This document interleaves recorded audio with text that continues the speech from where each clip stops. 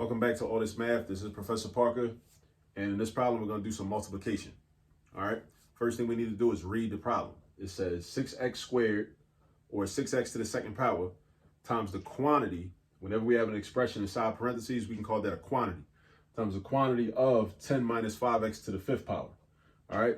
Now, when we multiply, we're going to use something called the distributive property, meaning whatever term is outside the parentheses, this right here, that's 6x squared, is going to get multiplied or distributed or given to every term inside the parentheses.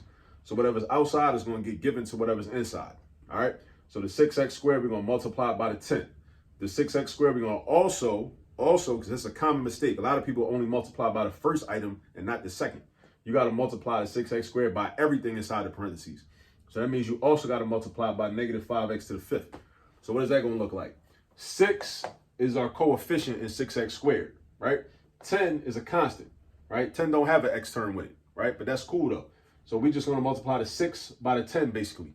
So if you know 6 times 10, and you should know that off the top of the head, you shouldn't need a calculator for that. 6 times 10 is 60, all right?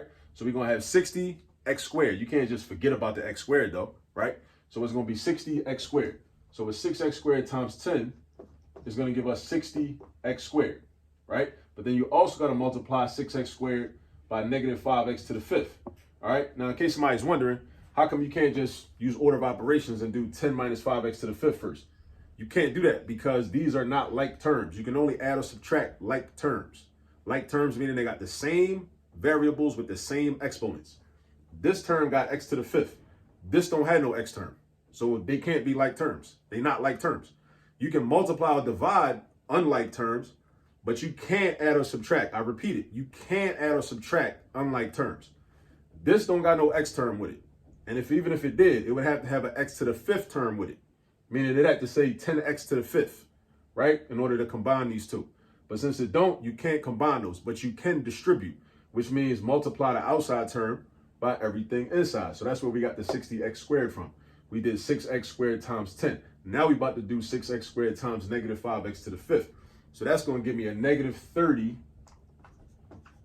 x to the seventh. Now, why negative 30? Make sure you understand where every number and every variable, every exponent came from. Negative 30 came from doing 6 times negative 5. Minus 5 and negative 5 mean the same thing. 6 times negative 5 gives me the negative 30. Where did x to the seventh come from? All right, now we talking about multiplication rules for exponents, or I should say exponent rules. The exponents have a lot of different rules. One of them is called the multiplication rule or the multiplication property, right? So if you multiply the same variable, you got x squared times x to the fifth. You write the variable one time, x. And then where did the 7 come from? You add the exponents up. So 2 plus 5, 2 plus 5, 2 plus 5. That's where I get that 7 from. That's where that 7 comes from. Now, we can't simplify this no further because, again, like I told you, these are not like terms. Even though they both got x's, they don't have the same exponent. They don't have the same exponent. So some people that don't understand that, they're going to sit there, they're going to do 60 minus 30 and get 30, and then do x to the second or x to the seventh for, they're going to try to like subtract the exponents or whatever.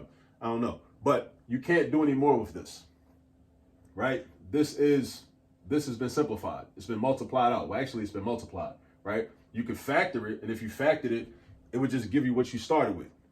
So you basically would be undoing what you just did by factoring.